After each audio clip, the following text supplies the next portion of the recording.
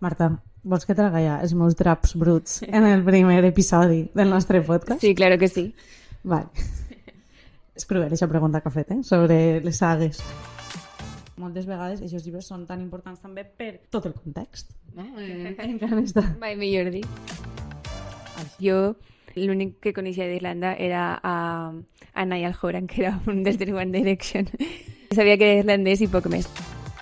Primera, no jutjar el que llits altra gent, encara que, sincerament, així jo en el podcast, tal volta Marta és més políticament correcta, però sí parlem d'un llibre que m'ha semblat horrible, vaig a dir-ho. M'encanta quan parles dels personatges com si es conegueren. Ma mare em diu, quin morro que té, no? I dic, sí, no? I ja és com si el conegueren. Perquè hi ha molta gent que comença a llegir tot el postureig de llegir en estiu, que és otro tema. És conegut perquè, per exemple, en consum el venen. Vull dir-te que... Això és un tema també, els llibres dels supermercats.